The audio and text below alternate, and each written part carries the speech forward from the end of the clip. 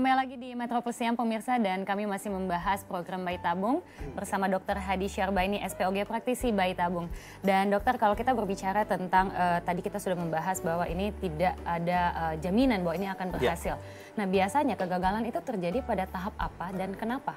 Oke, biasanya sesuai dengan tahapan protokol bayi tabung. Jadi pertama kita akan memberikan obat-obatan kepada istrinya supaya telurnya itu tumbuh dengan baik dan lebih dari satu. Nah, jadi kegagalan pertama telurnya nggak tumbuh. Kedua, setelah telurnya tumbuh, telurnya itu akan kita ambil melalui proses yang dinamakan ovum pick up. Nah, kegagalan kedua adalah ternyata kita nggak menemukan telurnya. Terus setelah telurnya itu diambil, kita akan buahi dengan sperma suaminya di luar. Jadi kegagalan yang ketiga adalah ternyata telurnya nggak bisa dibuahi. Terus setelah dibuahi, kita berharap dia akan terbuahi. Jadi akan terbentuk individu baru yang kita namakan zigot atau embrio lah.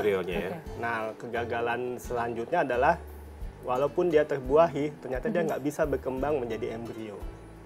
Jadi memang tahapnya cukup panjang untuk kegagalan tersebut gitu dok ya? Iya, dan dia ada tahapan-tahapan tertentu. Nah, mengenai kegagalan gitu, apakah ada misalnya setelah proses pertama, lalu gagal gitu ya, apakah ada jangka waktu supaya tidak mereka mau usaha lagi? Ada jangka waktunya kan? Atau karena kita memanipulasi hormon, kita memberikan hormonal dalam dosis yang masif dan besar.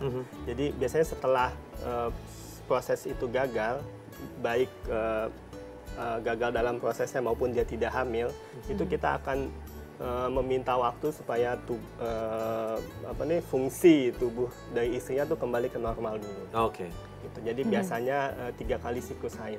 Biasanya 3 bulan. 3 bulanan ya. Nah, kalau dia akan mencoba lagi, biasanya kita sarankan untuk menunda dulu selama 3 bulan. Dan kalau info yang saya dapatkan dok, ada yang juga bisa merequest untuk jenis kelamin bayi atau mungkin request bayi kembar bahkan, itu seperti apa dok? Kalau bayi kembar itu mungkin otomatis akan ke situ. Kenapa? Karena dengan kita mendapatkan telur lebih dari satu, kita kemungkinan juga akan mendapatkan embrio juga lebih dari satu. Jadi kita punya alternatif. Nah, jadi dengan memasukkan embrio misalnya 2 atau 3 ke dalam ibunya, itu akan ada resiko dia akan hamil kembar. Gitu. Tapi kita nggak bisa sembarangan aja, kita punya 5 embrio, ya udah masukin aja semua, nggak boleh juga. Kita mesti ada aturannya sendiri. Kalau untuk jenis kelaminnya seperti apa? Jenis kelamin, kita bisa memanipulasinya dengan 2 cara. Biasanya menentukan kelamin itu adalah sperma, karena sperma itu ada X dan Y. Sedangkan sel telur itu hanya 1 X. Jadi kalau sperma X ketemu telur X, maka dia akan jadi XX. XX itu adalah perempuan. Sedangkan kalau sperma Y bertemu dengan telur X, ya akan jadi XY, jadi akan jadi bayi laki. Jadi pertama kita manipulasi spermanya. Jadi kita bisa pilih sperma Y atau sperma X. Itu pertama. Kedua, kita bisa milih dari embrio. Jadi embrio yang kita punya itu akan kita biopsi. Kita ambil sebagian selnya, kemudian kita periksa kromosomnya. Nanti hasilnya akan 46 kromosom normal dengan XX perempuan atau XY laki-laki. Nanti kita tandai embrio yang XX ini.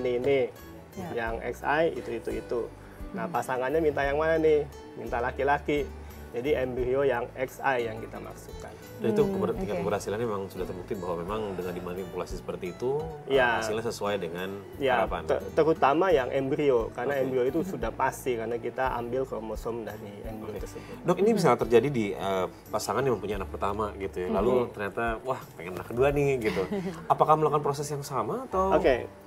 Jika pada proses pertama itu dia ada simpanan embrio, maka dia tidak perlu mengulang proses dari awal. Kita cukup mempersiapkan rahim ibunya, itu biasanya dengan obat-obatan yang simpel, terus nanti begitu matching waktunya, kita masukkan embrio yang sudah ada. Tapi kalau pasangan itu nggak ada simpanan embrionya, ya harus mereka harus dari awal. Oke dok, kalau kita melihat kasus, bukan kasus tapi lebih ke masyarakat yang menggunakan program bayi tabung ini membahas masih tentang jenis kelamin. Apakah memang banyak juga yang meminta untuk merequest bayi jenis kelaminnya atau memang mereka surprise aja apa yang dikasih oleh Tuhan? Biasanya kalau pada inferioritas primer yang dia belum punya anak, dia biasanya apa aja boleh dok, yang penting yang penting hamil gitu. Tetapi pada yang sekunder infertilitas, terutama pada suku tertentu ya kayak Sumatera Utara atau Sumatera Barat, ya tentunya dia ada permintaan untuk jenis kelamin tertentu. Oke, jadi memang ada pilihan macam-macam tuh ya. Iya, kita ini by the way dari tadi ya Grace ya, kita kan mau membahas dokter lebih detail mengenai bayi tabung. Sepertinya sangat detail dan rumit sebetulnya ya. Berapa sih dok biayanya dok untuk biaya bayi tabung ini? Oke. Biayanya itu sekitar 60 sampai 70 juta. Oke. Tetapi semua proses tuh ya? Iya, semua proses dari mulai penyuntikan sampai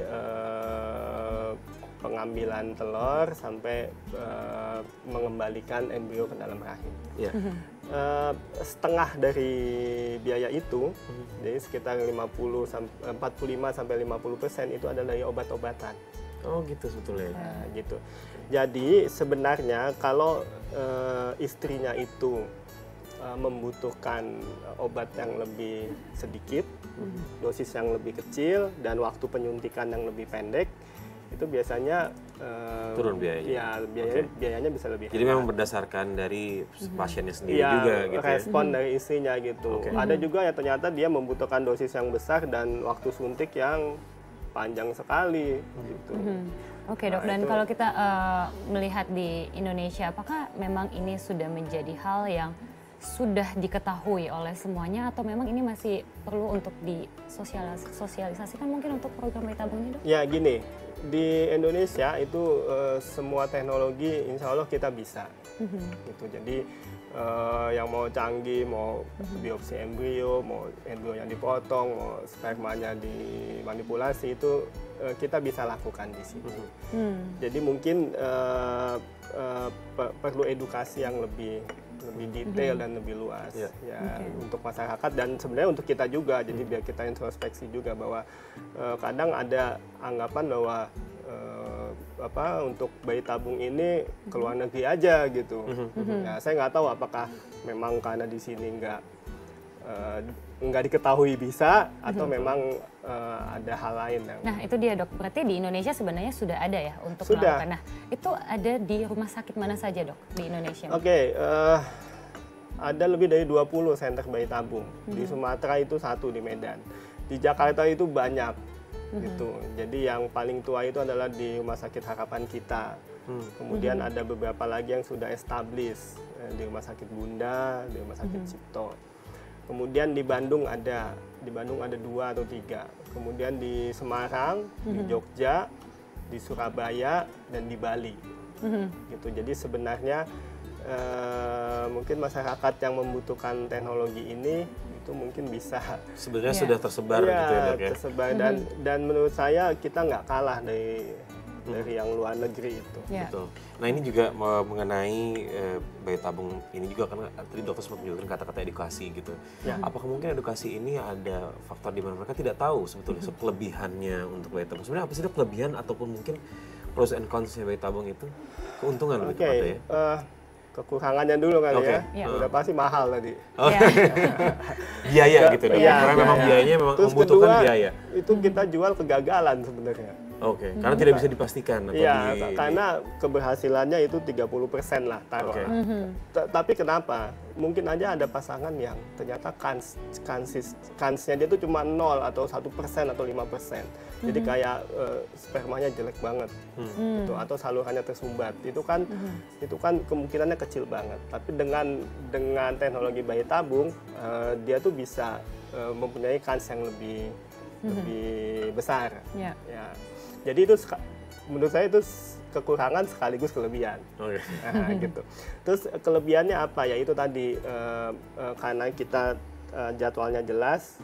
Jadi untuk memprogram kehamilan itu mungkin bisa dijadwalkan. Ya sesuatu yang aneh ya, tapi bisa dijadwalkan. Terutama kan sekarang banyak perempuan yang bekerja, karir gitu. Oke, di situ. Terus keuntungannya lagi bisa memilih jenis kelamin dan kita bisa melakukan seleksi. Jadi maksudnya gini, ada penyakit-penyakit tertentu yang bisa kita seleksi dengan mengambil sel dari embrio tadi gitu. Oke. Dan kalau kita masih membahas tentang kalau tadi dokter bilang kegagalan itu biasanya spermanya jelek atau itu tersumbat, apakah ada pengobatan yang bisa dilakukan sebelumnya sehingga nanti proses bayi tabung ini presentasinya bisa menjadi lebih besar, dok? Kalau yang prinsip misalnya sumbatannya itu karena miom, tumor jinak di rahim atau ada polip, itu kita bisa obati dulu. Jadi kita angkat dulu miomnya, kita keluarin dulu polipnya. Nah itu bahkan mungkin dia bisa hamil spontan. Gitu. Tetapi kalau prinsip misalnya tersumbatnya total dan dari awalnya, ya kita tidak bisa. Maka dari itu kita punya pilihan ke bayi tabung. Oke, dokter, pertanyaan terakhir dan ini singkat saja. Himbauan untuk masyarakat Indonesia yang ingin mengikuti program bayi tabung ini seperti apa, dok? Ya, jadi mungkin kepada pasangan di luar sana yang memang ada kesulitan untuk mempunyai keturunan, mungkin ke sini dulu gitu ya, ke Indonesia dulu gitu. Kenapa? Karena teknologi itu kita punya dan insya Allah kita nggak kalah sama di luar sana gitu. Baiklah dokter. Baik, terima kasih Dokter Hadi sudah hadir di Metroplex Siang. Dan pemirsa jangan kemana-mana, kami masih memiliki berbagai macam info menarik untuk Anda. Tetaplah di Metroplex Siang. Terima kasih Dokter Hadi.